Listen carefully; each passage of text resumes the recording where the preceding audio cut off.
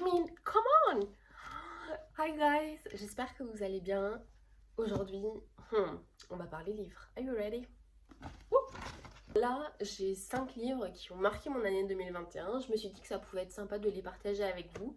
Si vous aimez ce type de vidéo, faites-le moi savoir parce que j'ai encore plein de livres. Donc du coup, on peut faire un petit club lecture ensemble. Ça serait assez sympathique. Parfois, en fait, on tombe sur des livres qui nous marquent, qui nous font pleurer, qui nous rendent limite addicts et qui nous restent dans l'âme. Et c'est vraiment le cas de ces 5 livres-là pour moi. Je me suis dit que ça pouvait être sympa qu'on en parle ensemble. Et voilà. Let's do this en fait. Ok, premier livre. Delia Owens, Là où chantent les écrevisses. Ce livre, guys, il est juste incroyable. Il est sensibilité et délicatesse que ça en est touchant. Ça en est tout simplement touchant. Alors, dans ce livre, on va suivre l'histoire d'une petite fille qui s'appelle Kia et qui grandit dans un marais et elle va se retrouver petit à petit abandonnée par toute sa famille.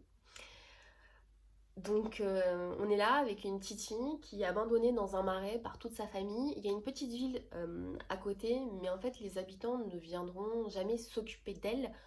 Pourquoi? Parce que pour eux ça reste en fait une sauvageonne.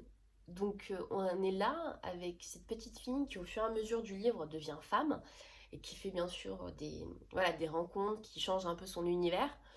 Mais pourtant c'est une petite fille qui grandit en fait seule. On la voit survivre seule. Moi, ce livre m'a vraiment donné une claque parce que je me suis dit, est-ce que moi, petite fille à 7 ans, j'aurais pu vivre seule dans une petite maison, dans un marais, me nourrir, enfin m'habiller. Waouh! Ce livre est juste waouh et pour moi, il m'a donné une énorme claque. Il est magnifique, je le conseille. Parce qu'en fait, on s'attache à ce petit personnage de Kia, on s'attache à cette jeune fille, on s'attache à la femme qu'elle devient. Donc, go for it. Vous ne serez pas déçus, clairement. Next! Are you ready, guys? Oh my god! Khaled Hosseini. Non mais, est-ce que j'ai vraiment besoin de présenter cet auteur? Est-ce que j'ai vraiment besoin de le présenter? Déjà, je vais vous présenter le premier livre que j'ai lu de Khaled Hosseini. Ça s'appelle 1000 soleils splendides.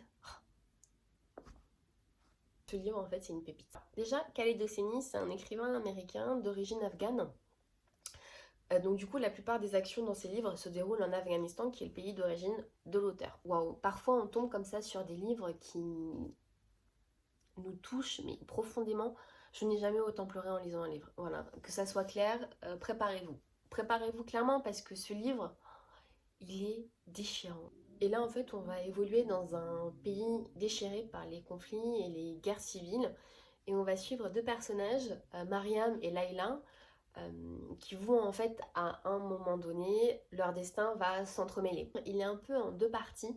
La première partie, on va suivre l'histoire de Mariam qui va avoir un mariage forcé avec un homme 30 ans, son aîné, et qui va vivre en fait dans cette relation qui est vraiment très abusive et de soumission pendant des années.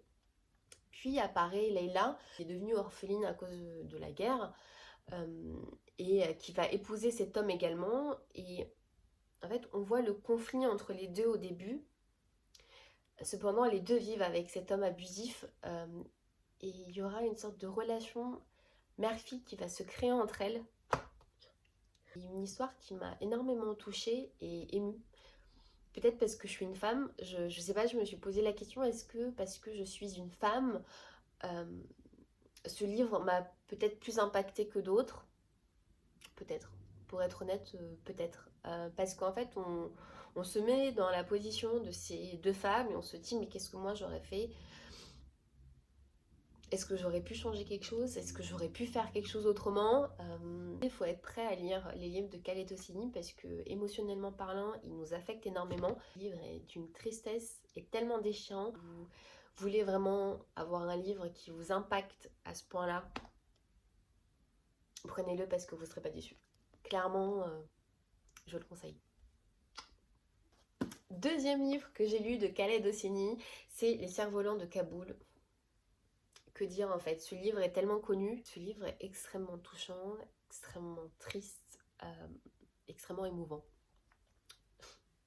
En fait, dans ce livre, on va se trouver entre deux villes. On va se trouver entre Kaboul, donc en Afghanistan, et San Francisco, aux États-Unis. Euh, à partir des années 70 jusqu'à, on va dire, à nos jours. Et on va suivre l'histoire de deux petits garçons, en fait. Oh non, mais c'est trop triste. On va suivre l'histoire de deux petits garçons, Amir et Hassan. Amir, c'est le fils d'un riche commerçant et Hassan, c'est le fils de leur serviteur. Donc du coup, les deux ont grandi ensemble et ont cette amitié en fait inséparable jusqu'au jour où leur lien va se briser. Je vais pas vous dire pourquoi, je vous laisse quand même découvrir ce livre. Vous ne pouvez pas imaginer à quel point j'ai pu pleurer en lisant ce livre. Non mais j'étais vraiment au bord des larmes. Je me suis dit, Elise, calme-you. Du coup, bien sûr, en Afghanistan, on est toujours dans ce pays de guerre. Donc c'est pour ça en fait que Amir va migrer avec son père aux États-Unis. Mais bon, je pense toujours en fait que notre pays et notre passé nous rattrapent. Et c'est le cas dans ce livre. Donc voilà, Amir devra revenir après en Afghanistan. Je vous laisse découvrir pourquoi. Vous pouvez pas me dire qu'il vous donne pas une claque monumentale parce que c'est pas possible. C'est touchant, c'est bouleversant, ça se lit avec les larmes aux yeux. Voilà. Next. I mean, come on guys, oh my god. On en parle ou pas?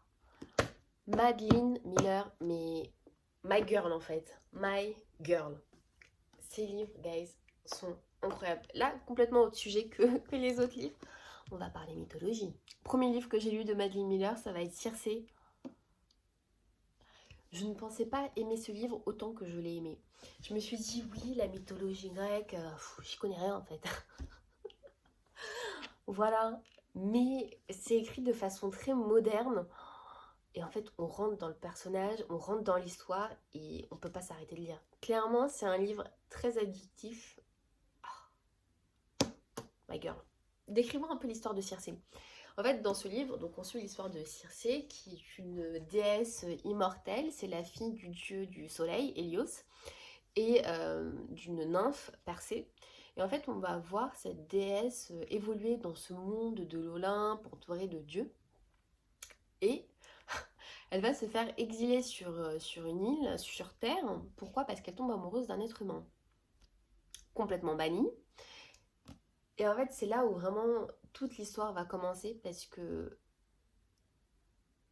on évolue au fil des années avec Circé. On la voit passer d'enfant à jeune fille, à femme, à maîtresse, à mère, à épouse. On voit devenir Circé une femme. C'est ce qui m'a plu le plus. On la voit évoluer en tant que personnage. On la voit devenir indépendante, on la voit devenir dangereuse parce que du coup en fait elle va avoir un vrai talent pour la sorcellerie et voilà, les gens vont avoir peur. Il n'y a pas un moment où on s'ennuie, c'est pas possible. C'est un voyage incroyable dans la mythologie grecque entre les mythes, les dieux, les monstres, les héros grecs. Je vous le conseille parce qu'il est juste incroyable. Au début je me suis dit moi, bof, je vais jamais aimer un truc sur la mythologie. Enfin, et non, non, guys, non, ne vous arrêtez pas là parce que ce livre est incroyable. Last but not least, le chant d'Achille. Yo, ce livre, pour moi, celui-ci, c'est le plus romantique et d'une douceur en fait indescriptible. En fait, j'ai pas les mots, guys, tellement ce livre est beau.